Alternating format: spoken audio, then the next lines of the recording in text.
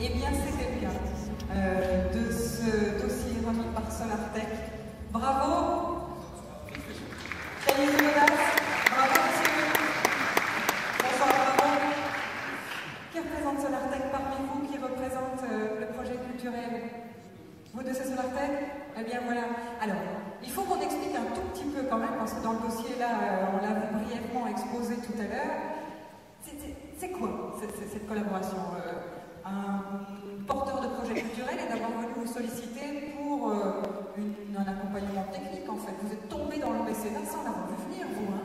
Oui, tout à fait. On ne savait pas du tout au début ce qu'elle allait nous demander. Il est arrivé un jour en me disant voilà, je dois présenter un projet à Maastricht. Il y avait un défi technologique parce que ça n'existe pas, on ne peut pas aller chez un fournisseur et lui dire tiens, on a besoin de 4 petits panneaux qui vont très bien sur une statue, de quelques batteries pour alimenter ce système-là. Et de fil en aiguille, on a relevé le défi. On a découvert Alain qui est un mec évidemment super sympa, donc on a eu beaucoup de plaisir à faire ça avec lui. Puis on s'est rendu compte que petit à petit, ça allait prendre forme, ça allait fonctionner. On a dû chercher pas que tout du matériel un peu partout. Et pour finalement arriver à quelque chose qui, j'espère, fonctionnera pendant longtemps. Mis au défi, j'ai oublié de vous laisser remettre le diplôme. Allez-y, voilà. C'est pour l'entreprise, c'est pour Solartech.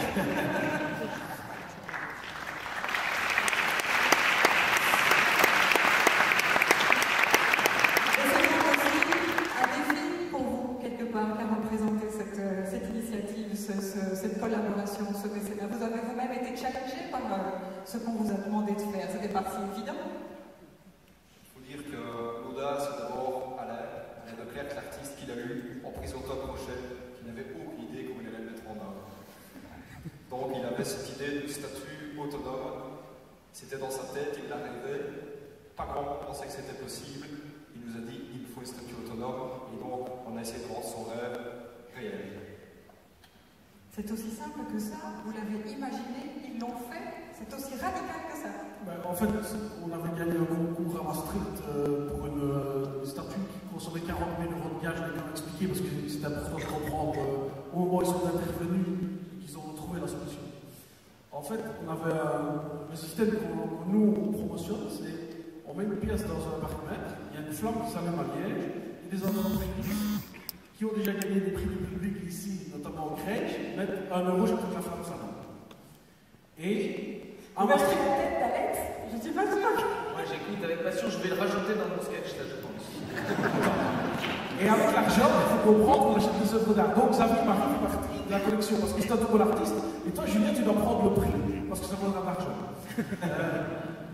Et donc, à Maastricht, la ville de Maastricht avait un problème parce que l'entreprise, le Luminus, l'entreprise du coin qui payait le gaz, 40 000 € de gaz par an, arrête. La ville se retrouve avec la facture de 40 000 € de gaz par an, et vu les coupes qu'il y a pour l'instant dans la culture aussi chez nous, eh bien, il décide de faire un beaucoup quantité. Et je propose la même chose qu'à Liège.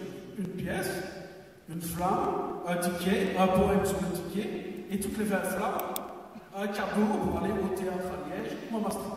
Un ticket d'Euroculturel. On gagne le concours, et puis on fait un essai de flamme, ça marche bien, et puis les chefs de la culture de Maastricht nous envoient un mail en disant qu'ils arrêtent tout.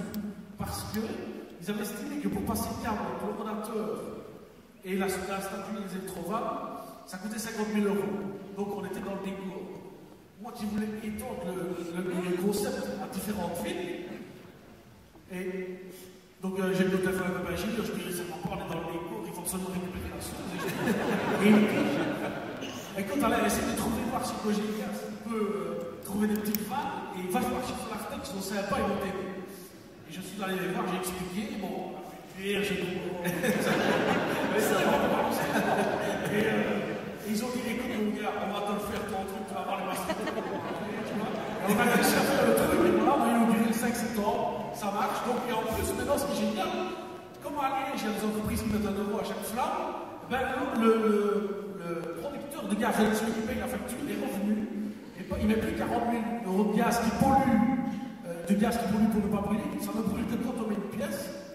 Et ils mettent 10 000 € de mécénat pour acheter des œuvres. Donc, on va pouvoir aussi acheter des œuvres à Maastricht et jumeler les 2 collections entre Liège et Maastricht. Commencer un début de collection européenne, c'est ça. Et voilà, c'est du mécénat.